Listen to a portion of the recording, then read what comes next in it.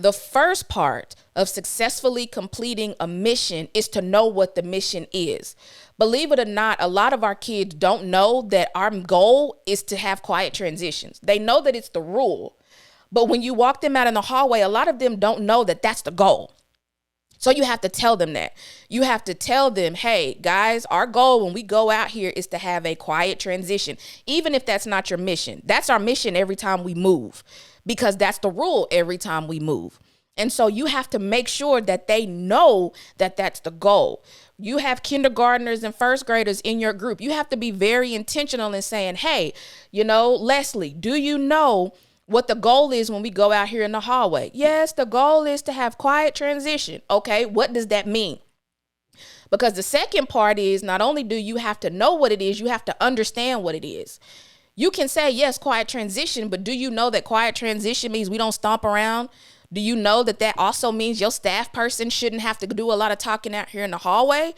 Do you understand what quiet transition means and what it looks like? And so you actually have to be intentional in making sure that everybody knows what the mission is and understands what the mission is, because all it takes is one person not to know or understand, and then you failed.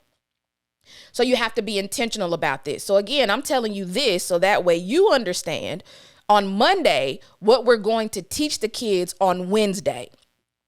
The third thing that you have to do is you have to come up with a strategy for being successful. Okay, does everybody know that we're trying to have quiet transitions when we go out here in the hallway to the restroom? Yes. Does everybody know that we're trying to get it done as quickly and quietly as possible? Yes. Does everybody understand what's expected of them? Yes. What's expected of you?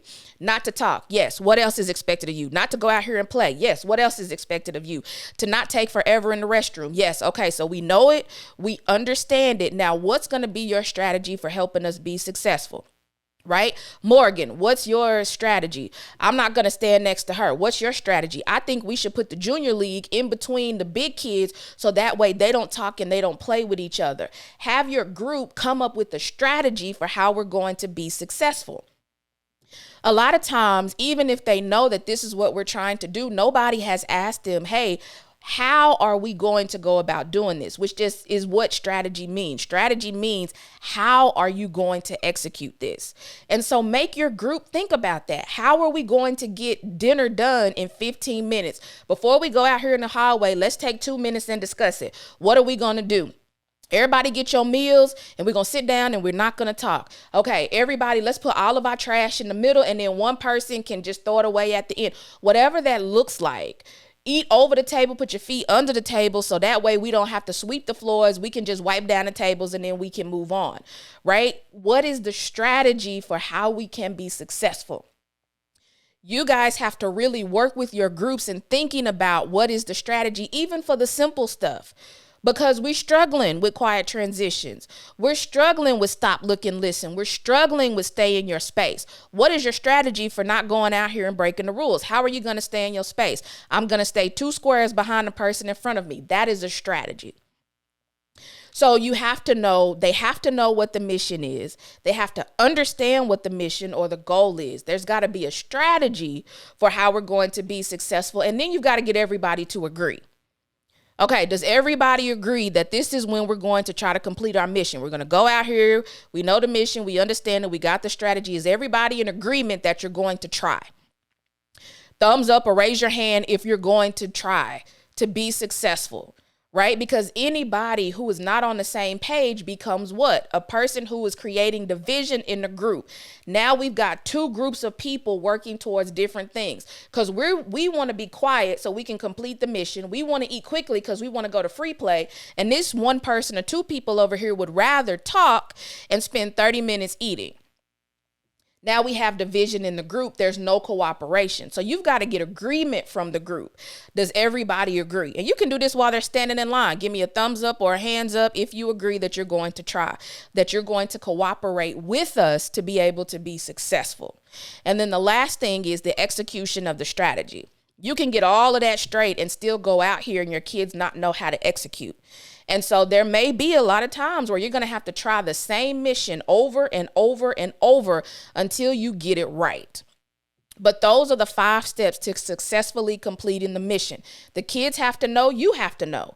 Everybody's got to understand. There's got to be a strategy in place. You have to have full agreement from the group, and then there's the execution.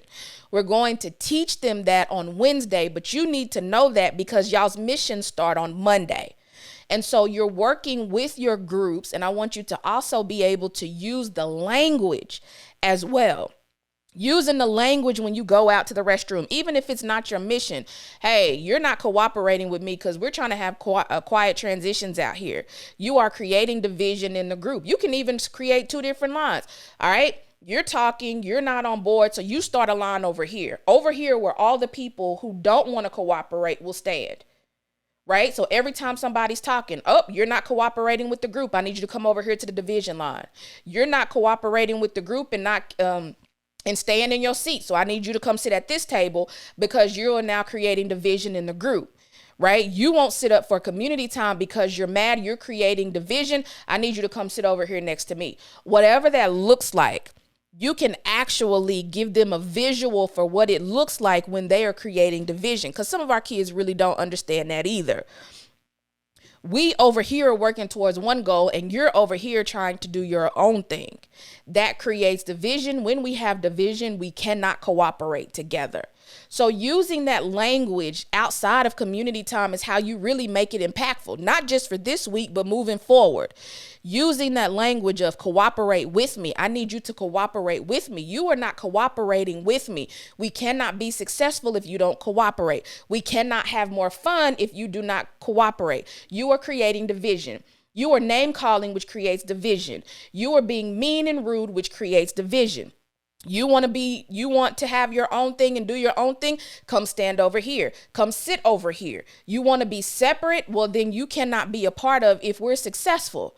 If everybody eats in the 15 minutes, they get done and cleaned up and it's your area that's not together because you decided to talk and play. Well, then when everybody gets free play and goes outside, you don't get to go or you have to sit on the wall. That's what we're working towards. The kids being able to understand, to be able to practice and to continuously hear over and over, cooperate. We can't control these kids.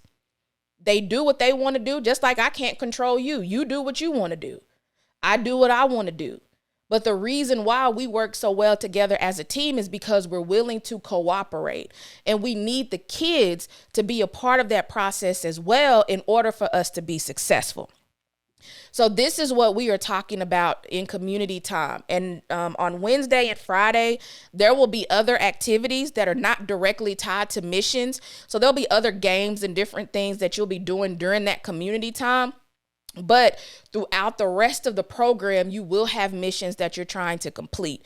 And the group that completes the most by Friday, I'm thinking about doing a popsicle party.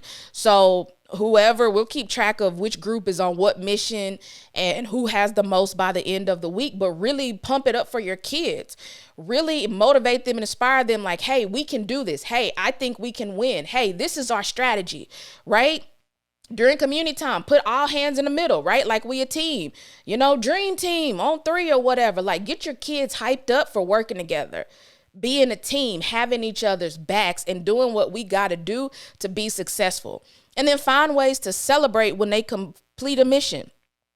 It could be something as we're going to take a 2-minute dance party. All right. So when we go in the classroom before we get done with, homework time or before we start community time or whatever, 2-minute dance party. Hey, because we did it. We got our quiet transition, right? High five everybody. Find ways and opportunities to really celebrate with your kids when they are successful because it motivates them to want to try harder to get another mission. Let's get another mission. Let's get another mission. Oh, we ahead today. Let's get another mission. Or, oh, we behind today, but y'all, we can catch up. Let's try to catch up, right? And so you're working with your groups to really build that excitement on, hey, we can do this.